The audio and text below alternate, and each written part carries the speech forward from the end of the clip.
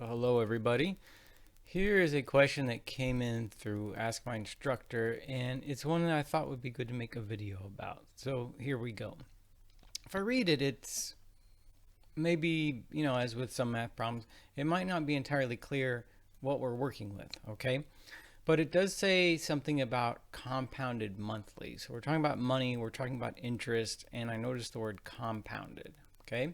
So if I were to write down everything it seems that I'm given, I would say, well, this is compound interest. It says it's compounded monthly. I'm given an interest rate, 6%. And then I interpret the rest of it. It says, like, I want my original investment to become $69,000 after 5 years of time. Okay. So that's what I have. If I could just extract all the information as I read it and like leave everything, you leave all the words behind. Okay. Now, this is our formula for compound interest. This is the formula that we use to solve whatever compound interest problem we're trying to work. It might be that we're trying to solve for time. We want to know how long it takes for an investment to grow. It might be that we're trying to solve for the interest rate. It might be that we're trying to solve for the principal that we start with. That's P. Or it might be that we're trying to solve for the final amount. All right.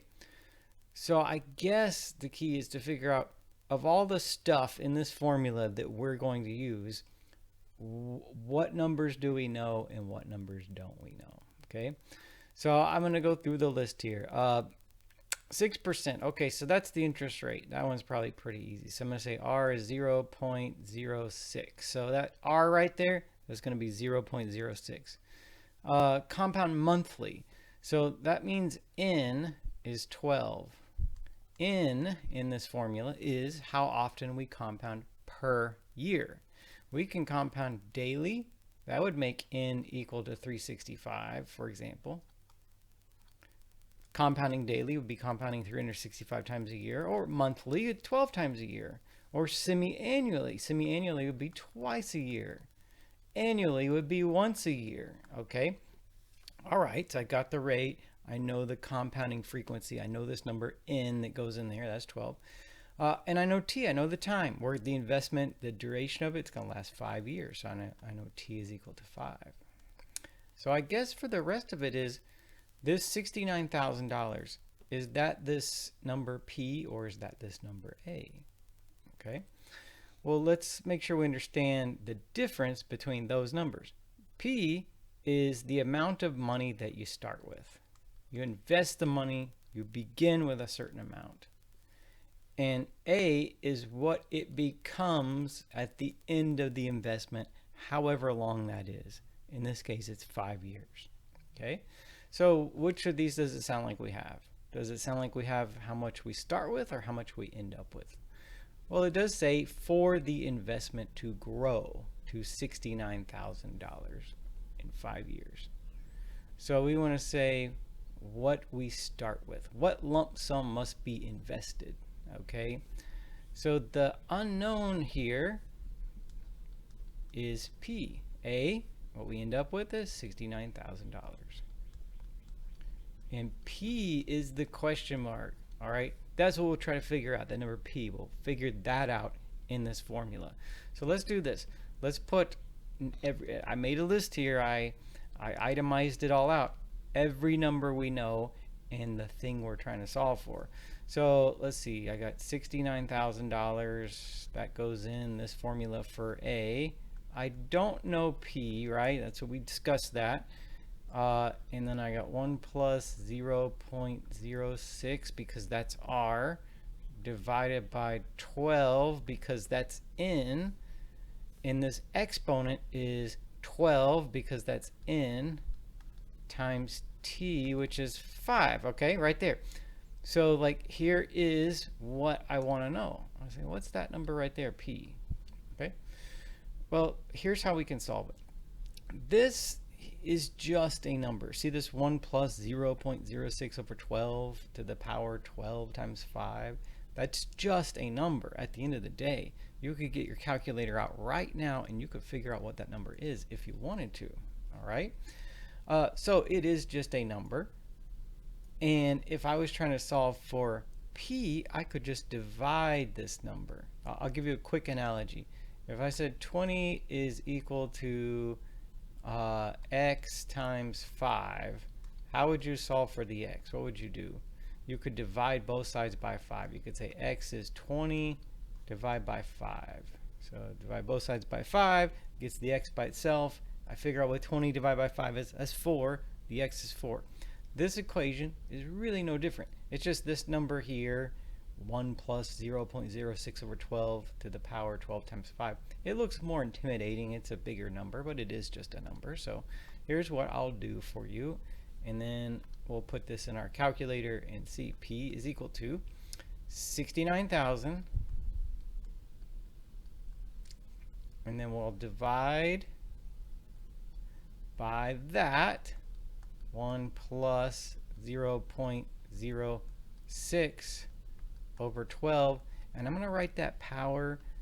It says 12 times 5, but I know what that is. That's a nice round number. I'm just going to write 60. Okay. All right. Now we'll figure out what this is.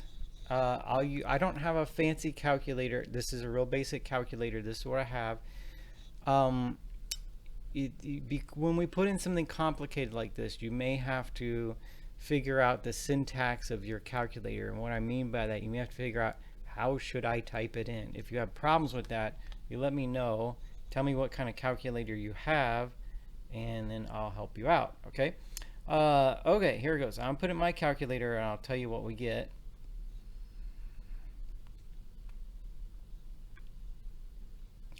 All right, so I put it in my calculator, knowing how I should type it into my calculator, and I get $51,154 roughly. Okay, this will take some rounding, and most of our problems in MyMathLab say round to the nearest penny. They also say don't round until the final answer. Why does it say that? Why can't I write these numbers as decimals and just copy them down? Well, if I did that right here, if I took 1 plus 0.06 over 12 and I just got the decimal in my calculator and then copied it down, or copied some of it down, anytime you round a number, you introduce rounding error. And then if you take a number with a rounding error and then you do more math with it, you might magnify the rounding error. So that's why the advice is typically don't round until the final answer. So I haven't done that. I'm done now, and I'm going to round it. The number I got is 51,154. Okay. And some change. It's 68 cents rounded to the nearest penny. Okay. So that's what you would need to start with in this scenario of investing at 6%, compounding monthly for 5 years, and you want to end up with $69,000. This is how much you would start with under those conditions for it to work out. Now let's put the number in. All right. So I'm going to give you that same number. I'm going to type it in. 51,154 and 68 cents, just like that. That's the number I got, rounded to the nearest penny in my calculator. And I'll check it, and it's correct. All right, so that's how we do it. I think that throughout the other videos, you'll see that I do these in a real consistent way. I start with our formula, and I try to identify what numbers in the formula I know and which one I'm looking for. And once I get all that put in, how I solve for the unknown thing might vary from problem to problem. How you solve for P, the principle that you start with, is different than how you solve for R, the rate. And that's different than how you might solve for T, time. There are different unknowns and different problems. But this is our formula for compound interest. If you see a problem and it says interest is compounded monthly, daily, semi-annually, annually, then you know this is what you're using. You know that's your starting point. And it's just a matter of understanding what all the numbers are.